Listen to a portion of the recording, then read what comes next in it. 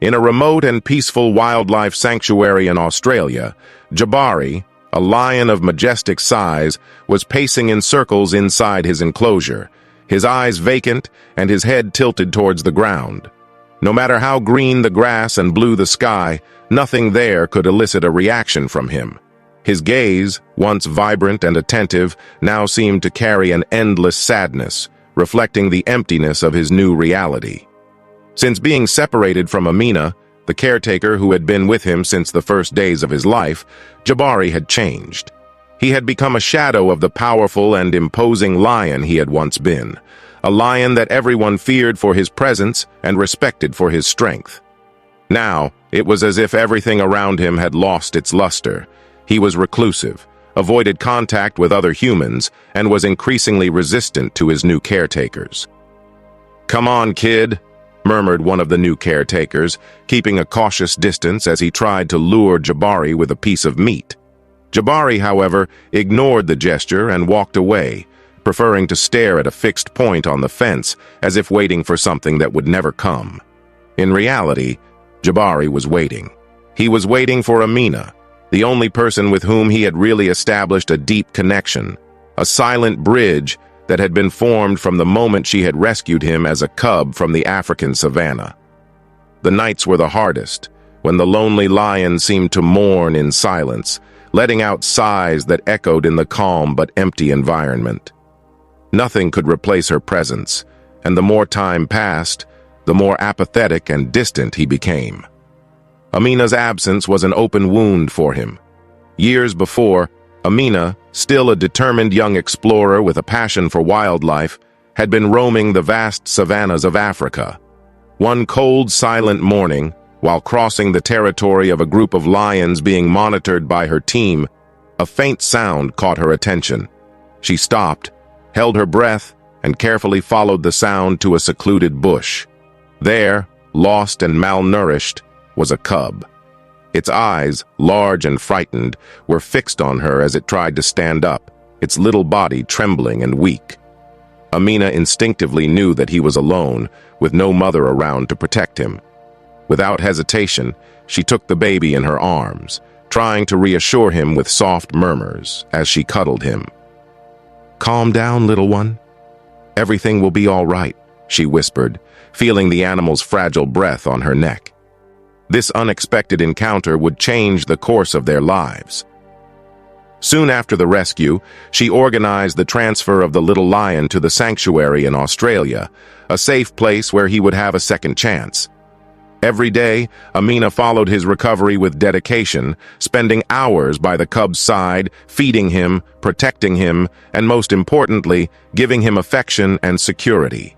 She named him Jabari, which in her culture meant brave, a word that, for her, perfectly captured the cub's spirit.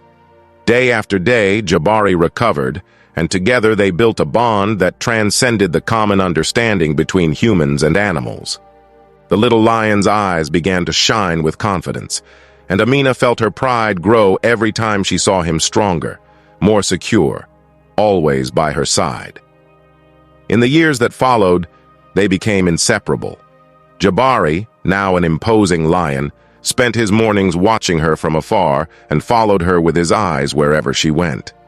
Amina used to approach him, stroking his mane and whispering words of affection that only he understood. "See, boy?" she would say with a smile as she touched Jabari's muzzle. "We're a team. There's nothing you need to be afraid of." The bond between them was deep and genuine, a silent understanding where they both seemed to find comfort and strength. However, that strong bond would soon be put to the test in a way that neither of them could have imagined. Amina walked hurriedly through the corridors of the shrine, trying to control the emotions that were taking over her chest. That morning, news from the other side of the world had shaken her heart. Her mother, who had always been her safe haven, was seriously ill. The message was clear.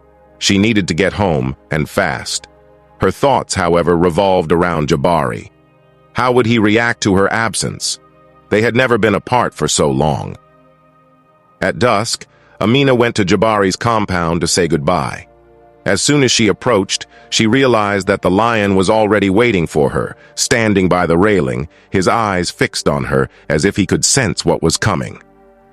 "Jabari," Amina murmured as she reached out to stroke his thick mane. "I have to leave, but—" Her voice faltered and she struggled to continue. "I promise I'll come back to you, okay? This isn't goodbye." Jabari growled softly, as if protesting, his eyes anxious and restless. He rubbed his muzzle against Amina's hand, trying to understand what was going on. But there was something different that night, something in the air, a tension that he couldn't decipher. He let out a deep growl, which echoed through the sanctuary, like a request for an explanation that Amina couldn't answer. "I know you feel it, kid. I'm scared too," Amina admitted, as she wrapped her arms around his neck, closing her eyes tightly. "I just can't ignore it. I have to go. But you're strong, right? You'll be strong until I get back, Jabari." As she walked away, Jabari's eyes followed her every move, not deviating for a second. Amina felt the pain of each step, the urgency of departure tearing at her heart, but there was no alternative. As she crossed the gate and took one last look at him, she saw Jabari standing motionless, as if waiting for her to change her mind and return to his side.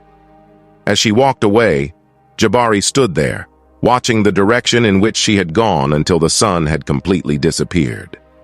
He didn't know how long he would have to wait, but in his mind and in his heart, he knew she would come back.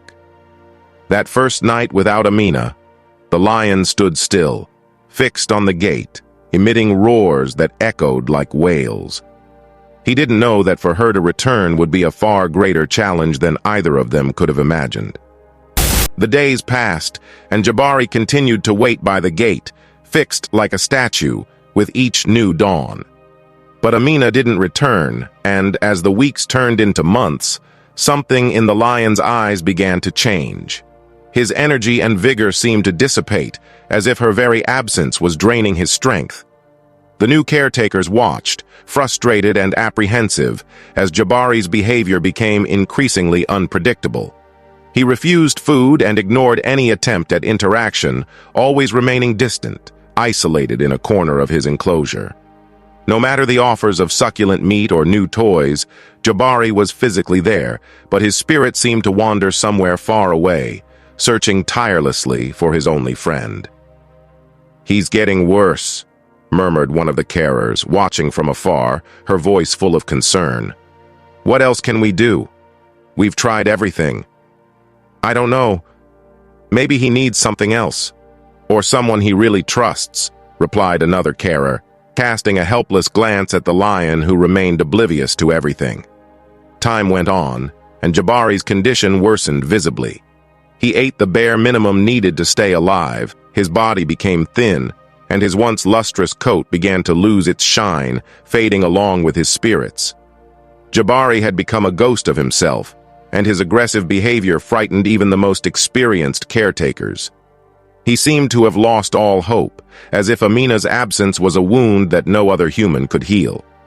One particularly quiet afternoon, the sanctuary's director, a man with a look hardened by time, watched Jabari in his decaying state. With a heavy countenance, he called one of the supervisors in for a private chat. "If he continues at this rate, I don't know how much longer he'll last," said the director, crossing his arms with a heavy air of concern. "A lion without strength is a lion without life. We need to think seriously about what we're going to do with him." "Are you saying—" The supervisor swallowed, hesitating. "That we need to consider a final measure?" The director remained silent, his gaze fixed on Jabari, as if searching for an answer amid the silence of the room. He didn't want to accept that it had come to this, but the lion's deterioration was obvious and painful for everyone there. But for Jabari, nothing made sense anymore. His only friend, the one who had given him a name, an identity, and shown him trust, was far away, and he didn't know how to live without her. Her presence was like the air he breathed, and without Amina, he sank deeper and deeper into a dark abyss of loneliness. Months after Amina's departure, unexpected news reached the sanctuary. Amina was returning. The caretakers, who had been following Jabari's decline closely, reacted with a mixture of hope and apprehension. They looked at each other, tense, wondering if this reunion could rescue the lion they were slowly seeing wither away. "Will he still recognize her?" asked one of the carers hesitantly. "It's been so long. He barely lets us get close." "If he doesn't react to her, I don't know what else we can do," replied the supervisor with a heavy sigh. "It's as if he's giving up on life." The news of Amina's return spread through the sanctuary and seemed to touch even the enclosures of the other animals. The surrounding countryside seemed more alive that day, as if every leaf, every bird, and even the wind were waiting for the caretakers. Jabari, however, lay there, inert, his eyes fixed on nothing, far from any sign of hope. As the sun began to set, the main door of the sanctuary finally opened, and Amina entered, accompanied by an almost reverent silence. She paused for a moment, observing the enclosure where Jabari stood, and took a deep breath, feeling the weight of months of absence. "I'm back, boy," she murmured to herself, her eyes moistening as she saw the deplorable state her beloved lion was in. She cautiously approached the gate to Jabari's enclosure, her steps hesitant, her heart racing. The caretakers, silent, watched from afar, apprehensive, their breaths contained. One of them approached Amina and murmured in a worried tone, "He's not the same anymore, Amina. He's practically stopped eating and interacting. We're afraid that—" Amina raised her hand, interrupting him, and nodded, her gaze determined. "I have to try. He needs to know that I'm here, that I've never left him." With her heart in her mouth, she entered the room, approaching slowly. With each step, she felt the tension in the air grow, and her breathing quickened. Jabari continued to lie there, unmoving, oblivious to everything.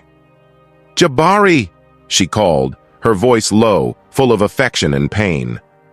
"It's me, boy. It's me. Amina." The lion remained motionless, without any reaction, as if his strength and hopes were completely exhausted. Amina took a few more steps closer and called out again, this time with a more urgent tone. "Jabari, look at me, please. It's me, I'm here now. I've come back for you." It was then that Jabari slowly raised his head. His opaque eyes met the familiar figure, but he seemed hesitant, as if he couldn't believe his eyes. The caretakers held their breath as the lion, with a visible effort, stood up, every muscle trembling from the accumulated weakness. He took a few shaky steps towards her, as if still unsure if what he was seeing was real. Finally, when he was close enough, Amina cautiously held out her hand. Jabari stopped, his gaze watching her intently. For a long moment, everything seemed to hang in the air, until he took the last step and lowered his head, resting it gently against her palm. I knew you hadn't given up on me," whispered Amina, with tears flowing as she stroked his head. At that moment, everyone's breathing returned and a deep sense of relief filled the room. The lion that everyone thought was lost seemed to have found himself again, and in that touch, Jabari found something that no one else could offer him: the certainty that his friend had returned to stay. Amina's presence in the room brought an almost immediate change to Jabari's behavior. He followed her gaze, his eyes finally shining with a renewed flame. Amina, for her part, couldn't contain her emotions as she observed every detail of Jabari's expression, which seemed to ask for explanations for the months of loneliness and pain. Seeing how much her lion had changed in her absence, Amina knelt down in front of him, speaking in a soft tone, almost begging for forgiveness. "I'm sorry, Jabari. I never wanted to leave you. I didn't know it would take so long." Her voice broke, and she raised her hand, lovingly stroking the now tangled and dull mane. "But I'm here now, and I'm not going anywhere." Jabari let out a low sound, which resembled a deep purr. He moved even closer, leaning his head on her shoulder, and Amina wrapped her neck in a tight embrace, feeling the strength of that immense animal, yet so vulnerable in her presence. In that instant, it seemed as if all the suffering dissipated, and the bond between them strengthened once again. The caregivers watched the scene in silence, some with watery eyes, while the supervisor approached the director, murmuring almost in a whisper, "It's impressive." He recognized her voice, as if he had never forgotten it. The director nodded, looking serious but now relieved. It seemed that what he needed was more than food or care. He needed her. After a few minutes in that silent embrace, Amina stood up, and Jabari, although weakened, followed her with slow but firm steps, as if he was regaining his strength with every step at her side. Amina gave him an encouraging smile and whispered to him, "Come on, boy. There's a lot to see out here." She guided him to the outside of the enclosure, where the grass was greener and the sky shone an intense blue. Jabari raised his muzzle, smelling the fresh air, and seemed to remember the feeling of freedom and life that had eluded him for so long. "He looks reborn," commented one of the caretakers, when he saw Jabari roaming the open space with Amina by his side. "He doesn't even look like the same lion." Amina walked beside Jabari, whispering stories about the adventures they would have together from then on, silently promising that she would never leave him again. She knew he wouldn't understand her with words, but she felt that every step beside him reaffirmed the promise she made in silence. "I'm with you, and nothing will change that now. No matter what happens, you will always be my Jabari." The lion seemed to understand, for with each step, his body straightened and his eyes took on a gleam of confidence. The connection between them, briefly lost, had been restored, and both animal and human knew that they were finally complete.